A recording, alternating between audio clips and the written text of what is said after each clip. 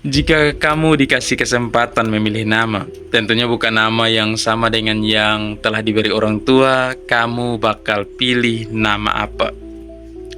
Biasanya pertanyaan seperti ini terdengar ringan, kadang malah jadi bahan canda, tapi anehnya ada nama-nama tertentu yang kalau dipikir lebih lama, rasanya bukan sekedar soal bunyi, tapi soal cerita.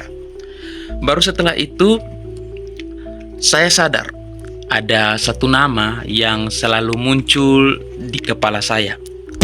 Andreas. Dalam bahasa Inggris tetap terdengar bagus. Andrew. Asik, sayangnya hidup tidak pernah sesederhana mengganti nama.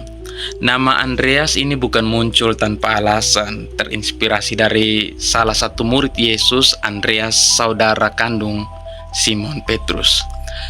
Bahkan sebagai anak bayangan, saya mengira Andreas layak disebut anak bayangan dalam jajaran murid Yesus. Pikirkan, di antara jajaran murid Yesus, dia yang pertama dipanggil, tapi kalah pamor bahkan dari saudara kandungnya sendiri, Simon.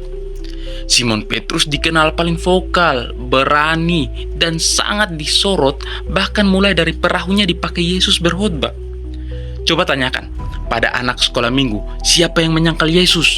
Petrus. Siapa yang tidak percaya Yesus bangkit? Thomas. Siapa murid paling dikasih Yesus? Yohanes. Siapa murid yang mati pertama karena dipenggal? Yakobus. Siapa murid yang menulis Injil?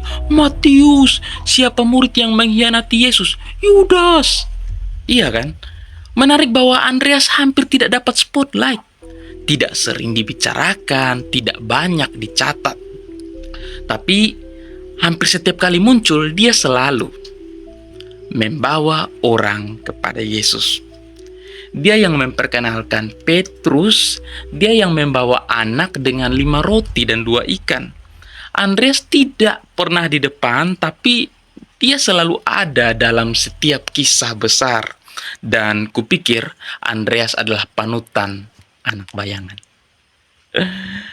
Mungkin hari ini kamu bukan yang berdiri di mimbar, bukan yang viral, bukan yang disebut namanya, bukan juga yang sering dapat spotlight. Tapi seperti Andreas, Tuhan sering bekerja lewat orang-orang yang memilih setia dalam diam. Tuhan sering bekerja lewat orang-orang yang tak diperhatikan di sudut ruangan. Tuhan sering bekerja lewat yang tak dipedulikan, mungkin karena usia atau pandangan sosial lain.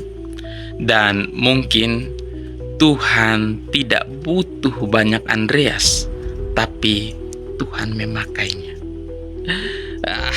Mungkin terlalu reflektif untuk malam ini, tapi begitulah anak bayangan. See you next time.